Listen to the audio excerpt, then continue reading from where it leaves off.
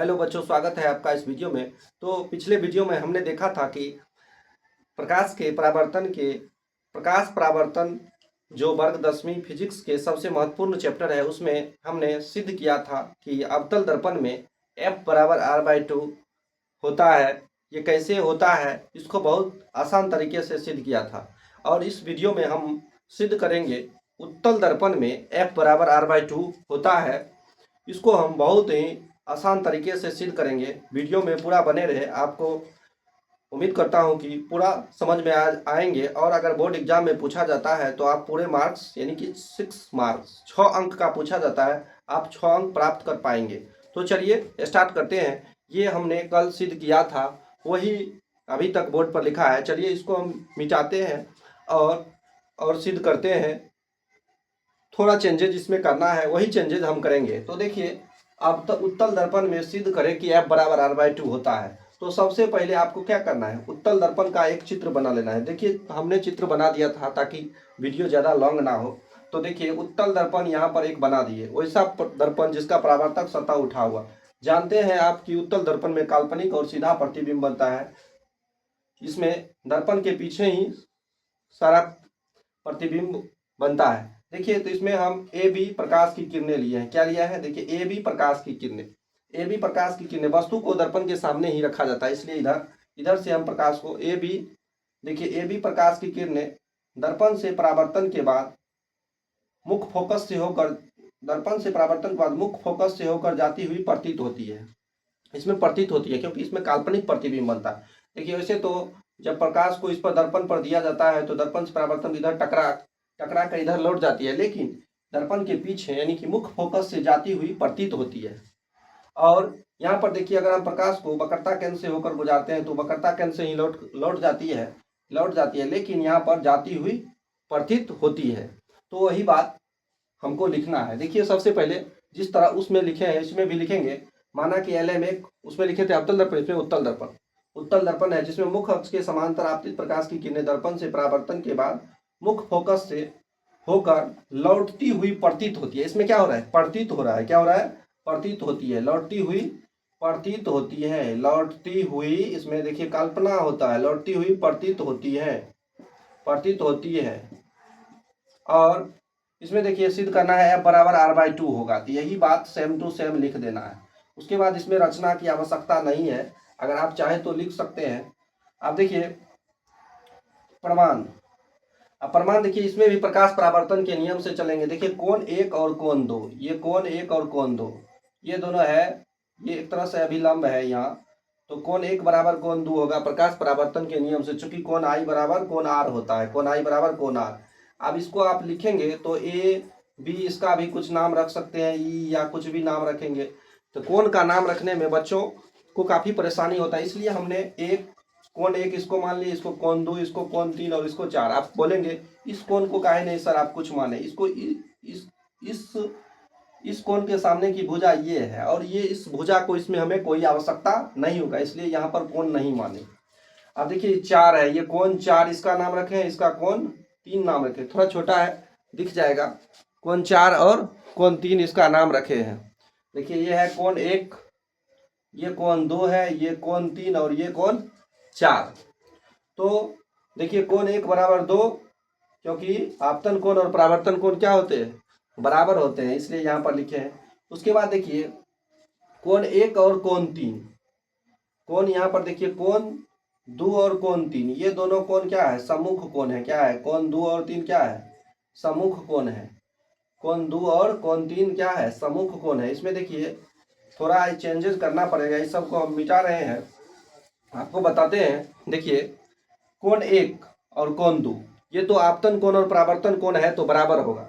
लेकिन अब यहाँ से देखिए, ये कोण 2 और कोण 3 ये दोनों सम्मुख कोण या शीर्षाभिमुख कोण कह सकते हैं। देखिए, ये दोनों कोण क्या है, ये कोण और ये कोण दोनों सम्मुख कोण है। तो लिखेंगे कोण 3 बराबर कोण 2, एक साइड लिख दिए, इसको 2 बराबर कोण 3 भी लिख सकते हैं, कोई बड़ी बात नहीं है। इसको समीकरण 2 मान लें। क्या है, सम्मुख कोण है। क्या है, सम्मुख कोण, ये दोनों है सम्मुख कोण। आपको हम बताए थे पिछले वीडियो में अगर LHS या RHS दोनों अगर एक साइड एक जैसा रहता है, बराबर रहता है, तो वो दोनों कैंसिल हो जाता है, यानी कि कट जाता है। तो देखिए इसमें लिखेंगे समीकरण फर्स्ट एवं सेकेंड से, समीकरण फर्स्ट एवं सेकेंड से देखिए कोण 2 और कोण 2 कट जाएगा, बचेगा कोण 1 बराबर कोण 3। कोण 1 बराबर क्या बचेगा? कोण 3। इसको हम समीकरण 3 मान लेंगे। क्या मान लेंगे? समीकरण 3। अब यहां से देखिए एक और बात, कोण 1 और कोण 4 को आप गौर करें। कोण 1 और कोण 4 को आप गौर करें। कोण 1 और 4 देखिए, जब इस प्रकार से दो समांतर रेखा रहता है और इसको कोई रेखा इस प्रकार से काटता है, तो ये कोण और ये कोण, यहाँ पर एक कोण बन रहा है, ये दोनों कोण क्या होता है? ये दोनों संगत कोण है। क्या है? संगत कोण। तो देखिए कोण 1 और 4 का भी वही संबंध है। यहाँ पर देखिए कोण 1 है और यहाँ पर कोण 4 है, इन दोनों का भी संबंध वही है।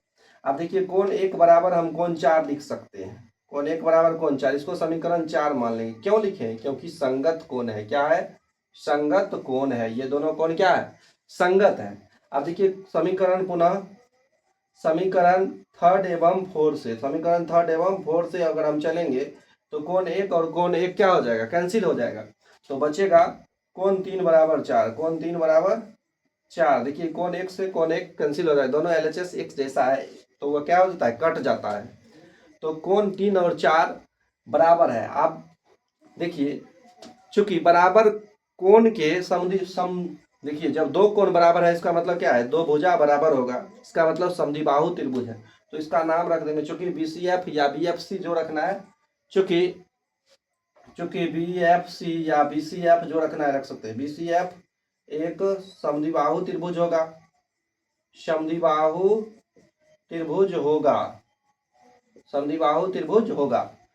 चूंकि जानते हैं समद्विबाहु त्रिभुज में बराबर कोण के सामने का भुजा भी बराबर होता है, या बराबर भुजा के सामने का कोण भी बराबर होता है। ऐसा आपने थ्योरम पिछली कक्षा में पढ़ चुके होंगे। इसलिए यहाँ पर लिख देंगे बराबर भुजा के, यहाँ पर लिखना है बराबर भुजा के सामने का, सॉरी बराबर कोण में इसमें बराबर है, बराबर कोण के सामने का भुजा भी बराबर होता है, बराबर होता है। अब देखिए यहाँ से कोण 3 बराबर कोण 4 है, ये कोण 3 और कोण 4 क्या कर दिए हैं? बराबर कर दिए हैं। अब देखिए जब कोण 3 और 4 क्या है? बराबर है, तो आपको एक बात यहाँ से पता चल गया होगा, जब कोण 3 और 4 बराबर है तो इसके सामने का भुजा भी क्या होगा? बराबर होगा। अब देखिए यहाँ से कोण 3 के सामने का भुजा, ये कोण 3 है, इसके सामने देखिए FC है। क्या है? CF या FC लिख सकते हैं। तो CF हम लिखते हैं, CF कोण 3 के सामने का भुजा क्या है? CF है। कोण 3 के सामने का भुजा क्या है? CF है। चूंकि थोड़ा नीचे लिखते हैं CF। और कोण 4 देखिए, कोण 4 के सामने का भुजा है BF। आप देखिए BF ये भुजा है, लेकिन इससे मेरा काम बनने वाला नहीं। तो ये देखिए मान लेंगे ये B, यहाँ पर P ध्रुव रहता है। जब B P के निकट हो या दर्पण का द्वारक बहुत छोटा हो, तो लिख देंगे यहाँ जब B P के निकट हो, अति निकट हो या समीप हो भी लिख सकते हैं, बात एक ही है।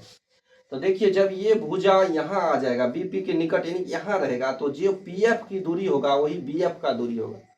तो यहाँ से हम लिख सकते हैं PF बराबर, जो यहाँ से यहाँ की दूरी, अगर मान लीजिए ये भुजा यहाँ आ जाएगा, इतना दूरी जो है PF के बीच की दूरी, वही BF अगर यहाँ आ जाएगा तो ये दूरी लगभग बराबर हो जाएगा। तो PF बराबर लिखेंगे BF। अब देखिए कितना समीकरण हम मान लिए?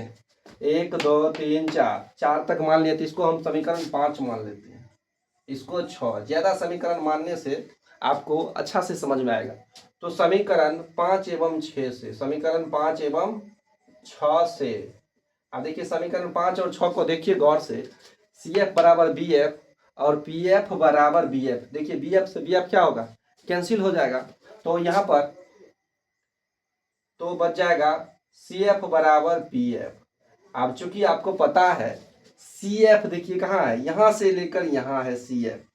अब पूरे भुजा है CP या PC लिख सकते हैं। CP देखिए, CP में से अगर हम पी एफ घटा देंगे तो क्या बचेगा, सी एफ बचेगा। देखिए पूरे भुजा है P F, sorry P C, और पी सी में से इतना दूर सी एफ हम घटा देंगे। देखिए पूरे क्या है पी एफ, अगर इतना दूर घटा देंगे तो यही ना बचेगा, यानी कि पी एफ बचेगा। इसको लिखेंगे हम C P minus P F बराबर पी एफ। आप देखिए सी एफ को क्या लिख सकते हैं, सी से एफ को, देखिए इतना था, इतना भुजा, इसको हम देखिए पूरे में से घटा देंगे पी सी या सी पी। सी पी में से देखिए सी पी में से हम पी एफ को घटा दिए, क्या बचा, सी एफ बचा। तो वही बात तो लिखे हैं, सी एफ के बदले क्या लिखे हैं, C P minus P F. एक बार और देखिए सी पी पूरे है, हमको लिखना क्या है सी एफ। देखिए सी पी में से पी एफ घटा देंगे तो क्या बचेगा, सी एफ है ना बचेगा, यही बात यहाँ पर लिखे हैं। आप देखिए यहाँ से सी पी बराबर हो जाएगा पी एफ जोड़ पी एफ।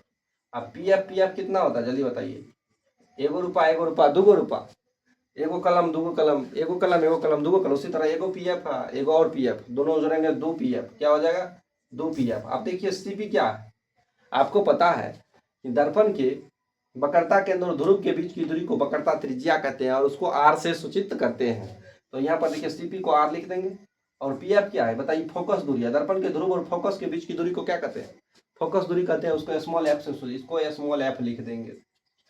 अब देखिए जब इधर गुणाम रहता है इधर भाग में आ जाता है, देखिए आर बटे दो हो जाएगा, इधर एफ हो जाएगा। एफ बराबर क्या आ गया आर बटे दो, इसी को सीधा करके लिख देंगे एफ बराबर R by two, R by two. तो ये क्या हो गया, यही तो हमको सिद्ध करना था, यही क्या करना था, सिद्ध करना था। इस प्रकार से उत्तल दर्पण में एफ बराबर आर बाय टू सिद्ध किया जाता है। उम्मीद करते हैं कि आपको यह कॉन्सेप्ट अच्छा लगा होगा और आप पूरे समझ गए होंगे। अगर आप वीडियो को स्थिरता से पूरा देखते हैं तो बहुत अच्छे ढंग से समझ में आ जाएगा। अगर एक बार में नहीं समझ में आता है तो दो बार देखिए, जिससे आपका पूरा कॉन्सेप्ट क्लियर हो जाएगा। उम्मीद करते हैं कि आपको यह वीडियो अच्छा लगा होगा। अगर आपको वीडियो अच्छा लगा है तो वीडियो को लाइक ज़रूर करें और अपने पढ़ने वाले दोस्तों के बीच शेयर करें और चैनल को सब्सक्राइब करना ना भूलें। वीडियो देखने के लिए बहुत बहुत धन्यवाद।